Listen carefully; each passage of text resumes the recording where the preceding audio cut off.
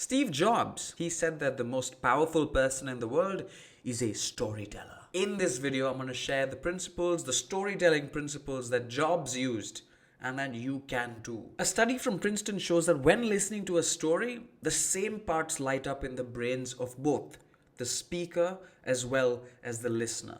And this is what allowed Jobs to transfer his excitement, his energy when he was speaking all the way to his listener, the audience. And that's a big reason for why Apple has a cult-like following today. So let's dig into the 7 tools that Steve Jobs used in every presentation that he ever delivered. The first one is to use a hook, a powerful hook, a tantalizing hook that can lure the audience in, that can draw people in and make them really pay attention. Take a look at this clip, for example. Jobs promises a revolutionary product that changes everything. This is a day I've been looking forward to for 2.5 years.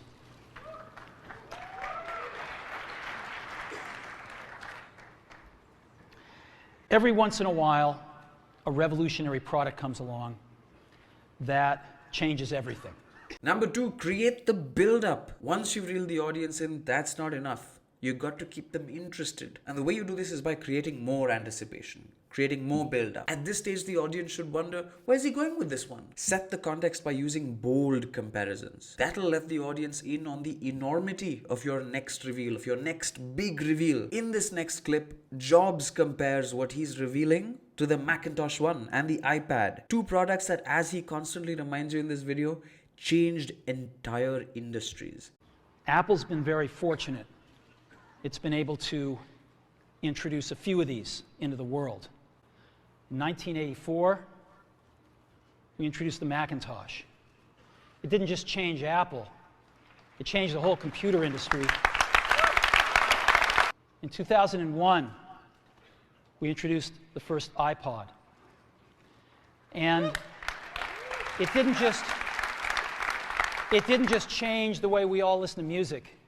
It changed the entire music industry. Number 3, introduce conflict. If there's no problem, there's no suspense. And if there's no suspense, there's no entertainment. Every great story has a villain, whether it's fiction or if it's business. Both alike, there has to be a villain, a conflict in your story. Jobs introduces conflict by saying that the smartphones of the day weren't really smart at all, that they were painful to use. The moment you say something negative, people listen. Jobs has now made sure that he has everybody's attention. Let me talk about a category of things. The most advanced phones are called smartphones.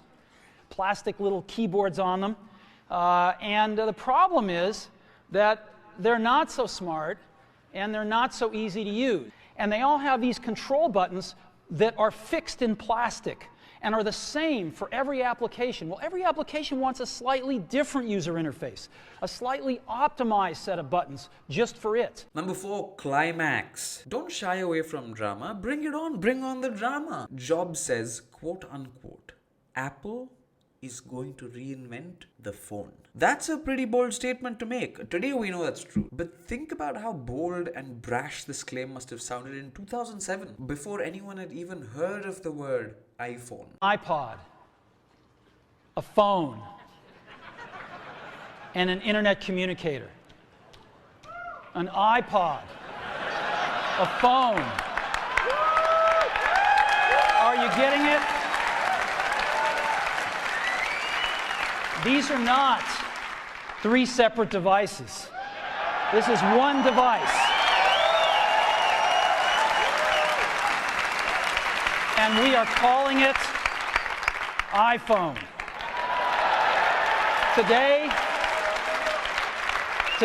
Apple is going to reinvent the phone. Hang on for a second. If you've come this far in the video and you're finding value in it, do consider subscribing to my channel and hitting like on this video, because it's free for you, but it really helps me out. Now, back to the video. Number 5, demonstrate it. Show your audience why your product, your story is more important than the other stories out there.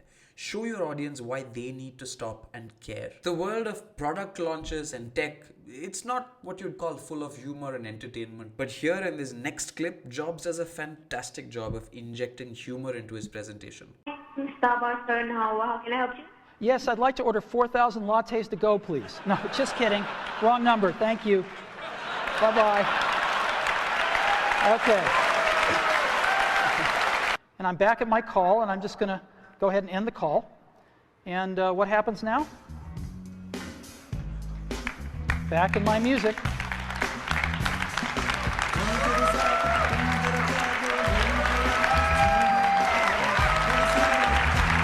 Number 6, bring back the problem. Remind your audience why you started off in the first place. Remind everyone how annoying the current state is, why they need change. It's painful, and that's why your product is so needed. And we tried to make it look as good as we could on these. It usually looks worse, and this is what you get.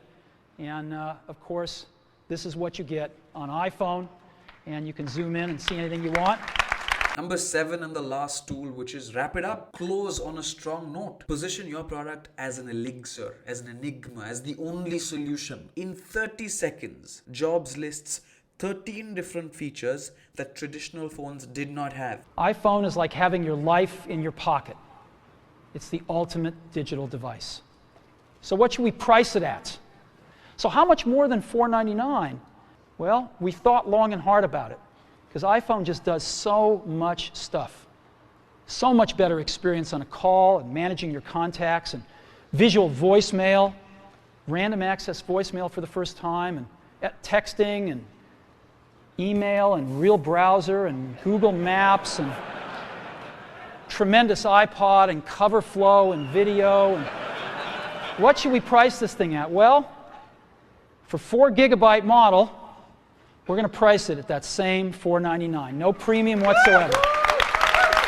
That was the general breakdown of Steve Jobs' approach to storytelling. You'll notice that it's very similar to the classic story format, with a strong beginning, with the hook at the beginning. There's conflict, which makes for a strong middle, keeps the audience engaged, and finally there's a strong close, the end. The beginning, the middle, and the end. The trifecta for a great story. Steve Jobs didn't reinvent the wheel. He mastered it. Try out these 7 different tools in your next presentation and see how close you get to a Steve Jobs-like presentation. And if you're somebody who has to present to senior executives a lot within your company or otherwise, or to a board of directors, you'd be expected to get to the point quickly. Your regular storytelling approach may not always float. You may have to be a lot more crisp and concise, but don't worry. If you're presenting to senior execs, I've got you. I've made a video about how you can tailor your approach to suit the right kind of audience. I'm going to tag it at the end of this video, so make sure to check it out.